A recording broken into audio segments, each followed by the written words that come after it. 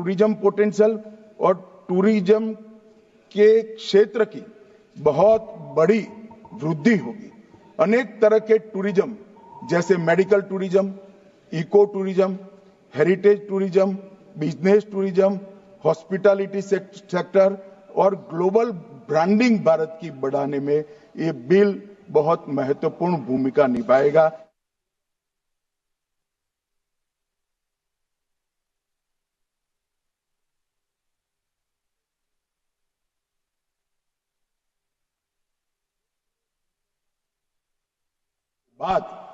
आज भारत का soft power पूरी दुनिया में डंका बजाने का काम किया है, वो गति और भी तेज हो।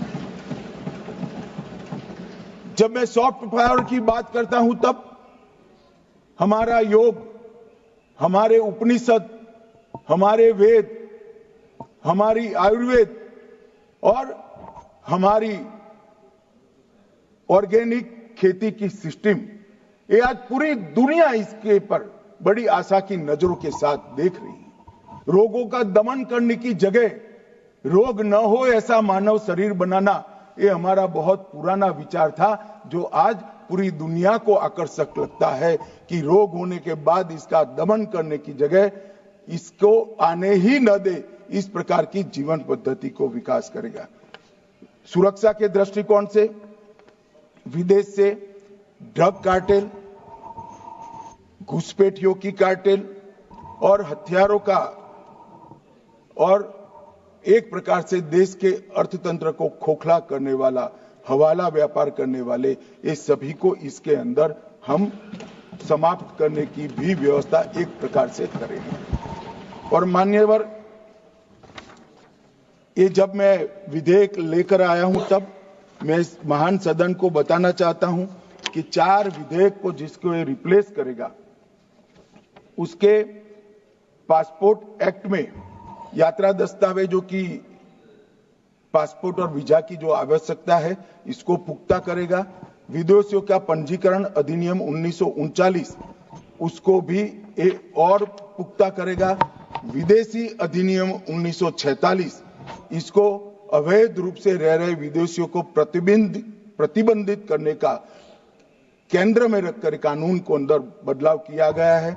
और कुछ विशेष रोजगार के क्षेत्र में या विशेष गतिविधियों से में भारत को भागीदार बनाने की दृष्टि से जो आते हैं उनके लिए व्यवस्था भी की है।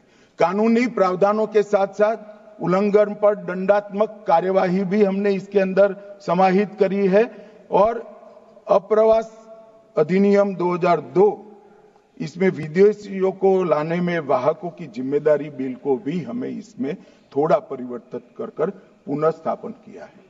मान्यवर, ये तीनों बिल 1920, 1939 और 1946 ये देश आजाद होने के पहले ब्रिटेन की पार्लियामेंट में बने थे। आज हमारी पूरी अप्रवासन नीति नए भारत की नई पार्लियामेंट के अंदर बनने जा रही है। एक ऐतिहासिक बात, हमारे देश की इतनी महत्वपूर्ण नीति जो देश की सुरक्षा भी सुनिश्चित करती है, व्यापार भी सुनिश्चित करती है, विकास भी सुनिश्चित करती है, वो विदेश की पार्लियामेंट में बनी थी और विदेश के सांसदों ने इस पर हमारे भले की चिंता की थी। आज कम से कम 30 सांसदों ने इस पर अपना कमेंट दिया, इसमें एक भी विदेशी नहीं है और पार्लियामेंट भी हमारी है। मान्यवर, ये हमारे लिए गौरव की बात है। मान्यवर, ये प्रथम और द्वितीय विश्व युद्ध की आपाधापी में ये बनाया गया था और अंग्रेज सरकार के हितों के रक्षण के लिए बनाया गया था। ये एक विकसित भारत की स्पर्धा, एक दौड़ शुरू होने के बाद अमृत काल के प्रथम चरण में बनाया गया है और भारत के हितों के लिए मान्यवर इसको बनाया गया है। इस चारों नियमों में अंतर्निहित निरंतरता और उद्देश्यों की समानता के साथ ढेर सारे ओवरलैपिंग थे, इसको हमने कम किया है। एजेंसियों के बीच में समन्वय की कमी को भी समाप्त किया है। डेटा प्रबंधन और सत्यापन दोनों की जटिलता को भी हमने समाप्त कर दिया है और दस्तावेजीकरण की दोहरी प्रक्रिया को भी हमने समाप्त कर दिया। कानूनों के बीच में जो विरोधाभासी प्रावधान थे जो एक कानून में ठीक थे, दूसरे कानून में ठीक नहीं थे, वो समाप्त कर अधिकारों के क्षेत्र की स्पष्टता भी हमने कर दी है। यात्रियों और अधिकारियों के लीगल कंफ्यूजन को एक साथ एक ही बिल चारों बिल के लीगल कंफ्यूजन को, कानूनों के लीगल कंफ्यूजन को समाप्त कर देगा और एक ही अपराध के कई दंड कई जगह पे अलग अलग कानून में थे, इसको भी स्ट्रीमलाइन कर एक ही कानून में लाया गया है। मान्यवर, ये व्यापक कानून अनुपालन के बोझ को भी बहुत हल्का करेगा। मान्यवर, मैं इस बिल की मुख्य प्रावधानों पर बात करना चाहता हूं।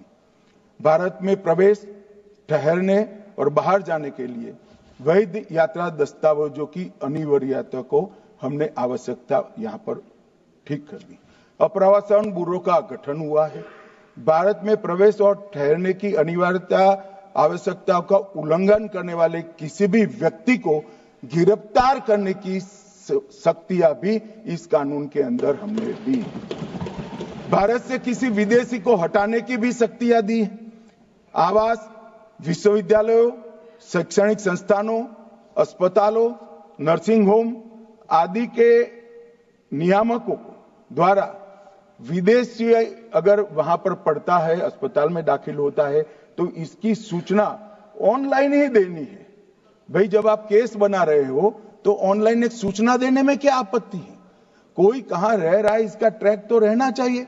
और विदेशियों को भारत में लाने वाले वाहकों की बाध्यता को भी यहां सुस्पष्ट कर दिया गया है और उल्लंघन के लिए दंडात्मक प्रावधान भी किए गए हैं और कुछ अपराधों को कंपाउंडिंग कर सरल भी बनाया गया। एक प्रकार से आज के समय के अनुकूल प्रावधान बनाने का खुले मन के साथ यहां पर काम किया गया है।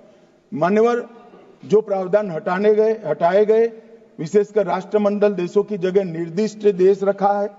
किसी भी देश के नागरिक के रूप में इसको निर्दिष्ट किया जा सकता है, वो धारा 33 में हम लेकर आए हैं।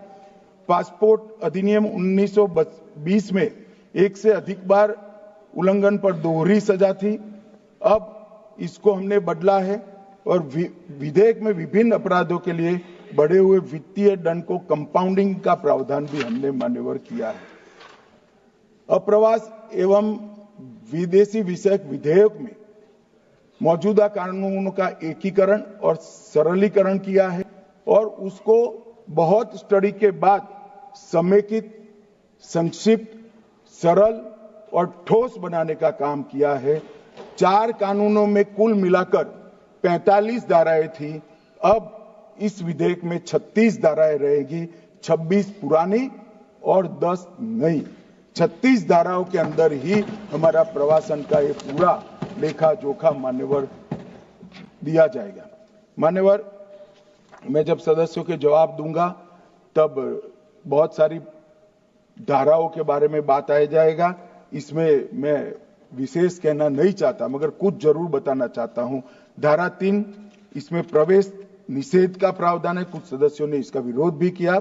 राष्ट्रीय सुरक्षा या सार्वजनिक स्वास्थ्य के लिए खतरा पाया जाएगा, उसको प्रवेश की अनुमति नहीं दी जाएगी। माननीय देश धर्मशाला नहीं है, जो चाहे जिस उद्देश्य से चाहे यहां आकर रह जाएगा, ऐसा नहीं होगा। कानूनी तरीके से देश के अंदर अपने देश को और हमारे देश को समृद्ध करने कोई आता है तो इसका स्वागत है, मगर सुरक्षा के लिए खतरा है, उसको रोकने का प्रावधान करने का हमारी संसद का अधिकार भी है। मान्यवर, इसके साथ अब तक जो काली सूची एजेंसियां बनाती थी, इसकी कानूनी वैधता कुछ नहीं थी। अब ये ब्लैक लिस्ट को वैधानिक समर्थन देने का यहां पर काम हुआ है। मान्यवर, धारा 4, केंद्र सरकार भारत में प्रवेश के निर्दिष्ट बिंदुओं या बंदरगाहों को अधिसूचित कर सकती है। मान्यवर, किसी भी विदेश के नागरिक को भारत में आना है तो कौन से मार्ग से आना है वो तो तय करना पड़ेगा। हम इसको नोटिफाइड करेंगे। इतनी बड़ी लंबी समुद्री और भू सीमा के अंदर कोई कहीं से भी आ जाएगा, रोकने का